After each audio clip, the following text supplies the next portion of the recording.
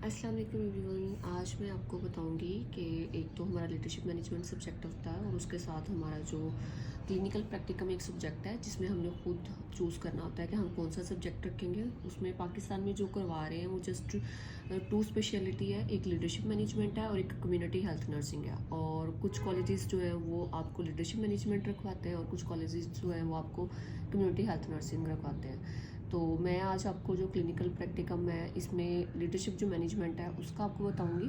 ठीक है, उसमें जो सब्जेक्ट उसमें वही बुक यूज़ होती है जो कि आप लीडरशिप मैनेजमेंट की बुक ऑलरेडी पढ़ रहे होते हैं। ठीक है, उसी में उन्होंने जो क्लिनिकल प्रैक्टिकम के हैं ना, आपने वो भी कोर्स जो होता है वो इसी बुक से आपने जो है इसी बुक में वो सारा इसका कंटेंट है दिया हुआ है जो आपने क्लिनिकल प्रैक्टिकम में पढ़ना है। आज आपको मैं उसका कोर्स ऑफ कंटेंट बताऊंगी कि यूएचएस ने जो क्लिनिकम प्रैक्टिकम है उसका क्या बताया हुआ है कोर्स ऑफ कंटेंट। ठीक है जी, ये है course of content clinical practicum का। ठीक है, लास्ट टाइम जो मैंने आपको बताया था वो मैंने आपको लीडरशिप मैनेजमेंट का बताया था। आपको बता दूं कि लीडरशिप मैनेजमेंट की और क्लिनिकल प्रैक्टिकम की सेम ही बुक है। यही बुक है जिसमें आपने दोनों सब्जेक्ट्स का कवर करना है। ठीक है, जैसे कि ये जो यूनिट 1 है, यूनिट 2 है और यूनिट 3। ठीक है, ये तीनों जो है ना ये फर्स्ट 4 चैप्टर्स में ये कवर कर रहे हैं। और जो है यूनिट 4 ये है मैनेजमेंट के प्रिंसिपल। मैनेजमेंट के जो प्रिंसिपल हैं वो आपको जो आप पास पेपर है आपके पास जो होंगे, ठीक है, आपको उससे भी मिल जाएगा ये वाला क्वेश्चन। और इसके अलावा जैसे मैंने यहाँ पे ये मैनेजमेंट के प्रिंसिपल्स यहाँ पे लिखे हुए हैं। ठीक है, आप भी ऐसे कोशिश किया करें कि जो भी कंटेंट आप इधर उधर से लेते हैं वो बुक के ऊपर ही लिख लिया करें, आपको आसानी होती है फिर पढ़ने में भी और बार बार ढूंढना नहीं पड़ता।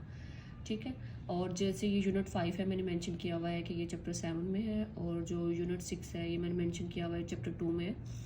और जो यूनिट 7 है वो भी मैंने मेंशन किया हुआ है कि चैप्टर 10 में है। और जो यूनिट 8 है वो चैप्टर 6 में है।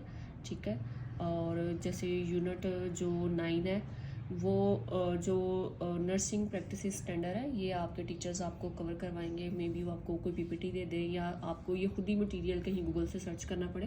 तो आपने अगर डिटेल से पढ़ना है इट्स अप टू यू। और मैंने जैसे ये थोड़ा बहुत स्टैंडर्ड्स ऑफ जो नर्सिंग प्रैक्टिसेस के हैं ना ये थोड़े बहुत ऐसे लिखे हुए निकाल के, तो ये आपको ना ऑलरेडी एक चैप्टर में मिल भी जाएगा। ठीक है, और इसी तरह ये है यूनिट 9 करंट मैनेजमेंट इश्यूज़। ठीक है, ये करंट मैनेजमेंट इश्यूज़ भी ये ऐसे ही मैंने गूगल से थोड़ा बहुत सर्च करके लिखा हुआ है। ठीक है, आप इससे ज़्यादा भी पढ़ सकते हैं, मतलब मैं तो जस्ट फॉर कॉन्सेप्ट के लिए और इसके डिटेल में जैसे आपके टीचर्स आपको कोई पीपीटी देते हैं तो आप वो भी पढ़ सकते हैं। ऐसे यूनिट 9 डेलीगेशन, ये चैप्टर मोस्ट इंपॉर्टेंट है, आपने बहुत अच्छे से ये चैप्टर इसको करना है। मस्ट इसमें से क्वेश्चन आता है, चैप्टर 11 है ये।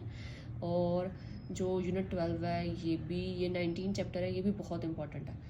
तो ऐसा है कि आपको ये ईयर के स्टार्ट में ही जो आपका कोर्स ऑफ कंटेंट है ये आपको पता होना चाहिए। अगर आपके ईयर के स्टार्ट में आपको ये चीज़ें पता होती हैं तो आपका माइंड फुल ईयर क्लियर होता है। आप जब चैप्टर्स पढ़ते हो, आप क्लास टेस्ट होते हो, तो आपको पता होता है कि ये जो चीज़ें हैं ये बहुत इंपॉर्टेंट है, या ये जो हमारे करिकुलम में ऑलरेडी उन्होंने डिफाइन कर दी हुई है कि ये हमने मस्ट पढ़नी है।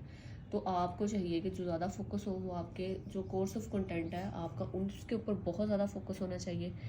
जो पेपर्स आते हैं वो इसी में से आते हैं, हमें तो जो पेपर आया था वो इसी में से ही आया था, इसी जो उन्होंने डिफ़ाइन किया हुआ है कोर्स ऑफ कंटेंट बता दिया हुआ है यूएचएस ने, वो इसी में से ही हमें आया था। ओके जी, अल्लाह हाफिज़।